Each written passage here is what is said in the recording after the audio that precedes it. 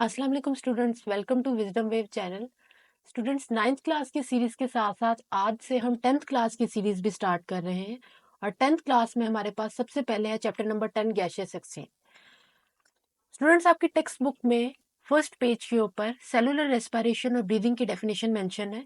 उस क्वेश्चन को मैंने सेपरेटली यहाँ बिल्टअप किया है ताकि आपको समझने में थोड़ी आसानी हो। स्टूडेंट्स, ये क्वेश्चन आपको पंजाब बोर्ड में 2 मार्क्स का क्वेश्चन आएगा। या तो आपसे सेलुलर रेस्पिरेशन की डेफिनेशन पूछी जाएगी या ब्रीदिंग की डेफिनेशन पूछी जाएगी, या इन दोनों में डिफरेंस पूछा जाएगा। तो आपने ये क्वेश्चन इस तरह से अटेम्प्ट करना है जिस तरह से मैं आपको बताऊंगी, जिस तरह से आपकी स्क्रीन पे क्वेश्चन शो हो रहा है। तो स्टूडेंट, स्टार्ट करते हैं। सबसे पहले हमारे पास सेलुलर रेस्पिरेशन की definition. Cellular respiration is the process in which carbon hydrogen bonds in food are broken by oxidation reduction reaction and the energy is transformed into ATP. अब स्टूडेंट, सेलुलर रेस्पिरेशन में हमारे पास क्या होता है, क्योंकि ये respiration cell level पर होती है इसलिए हम इसे सेलुलर रेस्पिरेशन कहते हैं। और इसमें क्या होता है, 2 फिनोमिना इसमें हो रहे होंगे। नंबर 1, जो भी फूड हम इनटेक करते हैं उसमें जो कार्बन हाइड्रोजन बॉन्ड्स होते हैं वो टूटते हैं। फूड में हमारे पास जो मेजर बॉन्ड्स होते हैं वो कार्बन हाइड्रोजन के बॉन्ड्स होते हैं, उसके अलावा भी बाकी बॉन्ड्स होते हैं। लेकिन जो हाई एनर्जी बॉन्ड्स होते हैं जिससे एनर्जी रिलीज होती है वो कार्बन हाइड्रोजन के बॉन्ड्स होते हैं।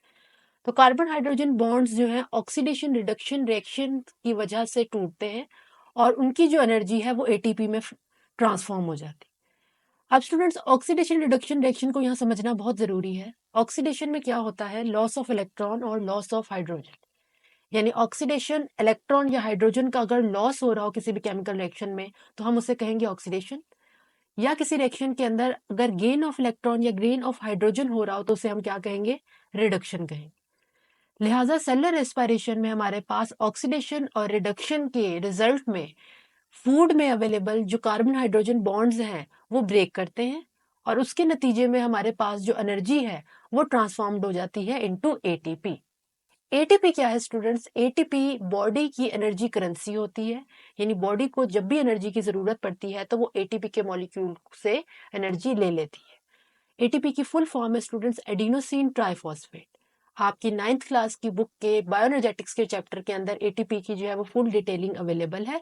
अगर किसी स्टूडेंट को यहाँ उसकी क्लियर अंडरस्टैंडिंग नहीं हो रही तो वो 9th क्लास की बुक में से एक दफा एटीपी का टॉपिक जो है वो रीड आउट करें। जी स्टूडेंट्स, आई होप आपको सेलुलर रेस्पिरेशन जो है वो क्लियर हो गई होगी। नेक्स्ट डेफिनेशन की तरफ चलते हैं, वो है हमारी ब्रीदिंग की। The term breathing is used for the process through which animals take in their bodies to get oxygen from it. अब ब्रीदिंग स्टूडेंट्स हमारी रोजमर्रा की जिंदगी का वो फिनोमिना है जिससे हम नोज से एयर को इन करते हैं एंड एक्सेल आउट करते हैं। यानी नॉर्मल प्रोसेस हमारा इनहेलिंग का और एक्सेलिंग का, उससे हम क्या कहते हैं, ब्रीदिंग कहते हैं। इस प्रोसेस में क्या होता है, take air in their bodies to get oxygen. हम एयर को इनहेल करते हैं ताकि हम उससे ऑक्सीजन हासिल कर सकें and then give out the air for getting rid of carbon dioxide. For getting rid का मतलब होता है स्टूडेंट्स उससे जान छुड़वाना या एलिमिनेट करना एयर को। उस एयर के अंदर जिसको हम एक्सेल कर रहे होते हैं उस एयर के अंदर हमारे पास कार्बन डाइऑक्साइड अवेलेबल। लिहाजा इनहेल करने में जब एयर हमारे लंग्स में जाती है उसमें ऑक्सीजन अवेलेबल होती है और जब हम एक्सेल करते हैं तो उस जो एयर एक्सेल आउट करते हैं उसमें हमारे पास क्या अवेलेबल होती है, कार्बन डाइऑक्साइड अवेलेबल। चलिए स्टूडेंट्स, इन दोनों डेफिनेशंस को जरा हम डायग्राम से थोड़ा सा समझने की कोशिश करते हैं ताकि आपको बेटर अंडरस्टैंडिंग और क्लैरिटी क्रिएट हो। ये डायग्राम आप कि समझने के लिए मैंने जो है यहाँ लगाई है। आपकी बुक में डायग्राम अवेलेबल नहीं है। अगर आप ये ड्रॉ करना चाहें तो वेल एंड गुड, अगर आप ड्रॉ नहीं करते हैं तो एग्जामिनर आपके मार्क्स डिडक्ट नहीं करेगा, क्योंकि एग्जामिनर आपके मार्क्स सिर्फ उसी वक्त डिडक्ट करेगा उन डायग्राम्स के जो आपकी बुक में मेंशन। ये डायग्राम आपकी बुक में मेंशन नहीं है तो इसलिए आपके मार्क्स जो है वो डिडक्ट नहीं होंगे।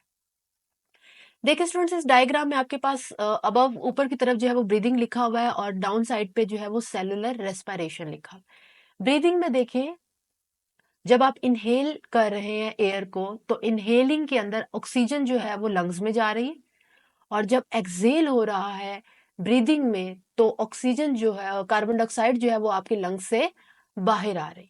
यानी ब्रीदिंग का यहाँ प्रोसेस जो है वो आपको समझ आ गया होगा कि लंग्स के अंदर इनहेलिंग में हमने ऑक्सीजन को इन किया और लंग्स से ही एक्सेलिंग में कार्बन डाइऑक्साइड को लंग्स से एक्सेल आउट कर दिया, यानी कि बाहर निकाल दी। ये हो गया हमारे पास ब्रीदिंग।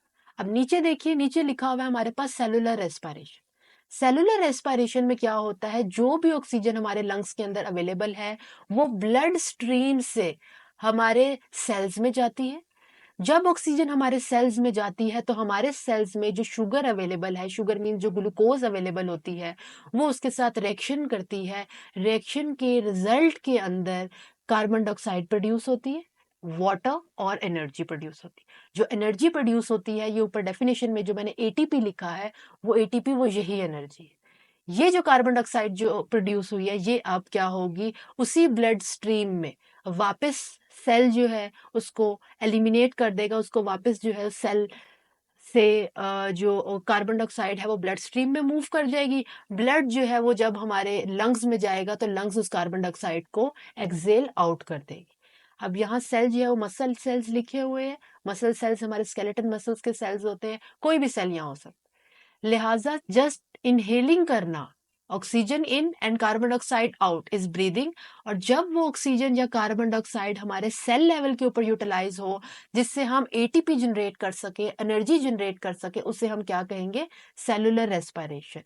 ठीक है, आई होप स्टूडेंट्स आपको क्लैरिटी हो गई होगी। अगर आपको क्लैरिटी नहीं हुई तो कमेंट सेक्शन में बताएं, क्वेश्चन करें, मैं आपको उनका आंसर दूंगी। चलो स्टूडेंट्स, डेफिनेशन आपको आई होप क्लियर हो गई होगी। आगे हम नेक्स्ट हेडिंग पे चलते हैं। नेक्स्ट हेडिंग आपने देनी है एनर्जी प्रोडक्शन की। Energy is produced in the form of ATP.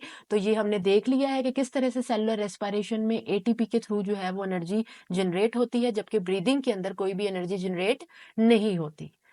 Next third हमारे पास हेडिंग है अकरेंस की। तो सेलुलर रेस्पिरेशन नाम से ही पता चल रहा है, it occurs at cell level. Cellular respiration है तो ये सेल लेवल पे होगी।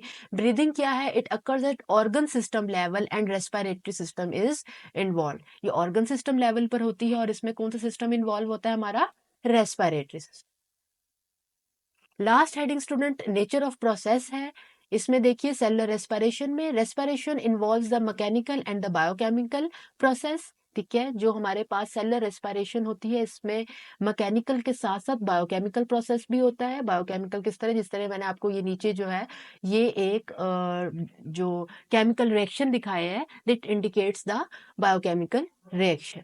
जबकि ब्रीदिंग जो है सिर्फ एक मैकेनिकल या फिजिकल प्रोसेस है, एक्सचेंज ऑफ गैसेस, जिसमें सिर्फ लंग्स इन्वॉल्व होते हैं, आपकी नोज इन्वॉल्व होती है। ठीक है, और लंग्स के कॉन्ट्रैक्शन और एक्सपेंशन की वजह से ऑक्सीजन इन और कार्बन डाइऑक्साइड जो है वो आउट हो रही है।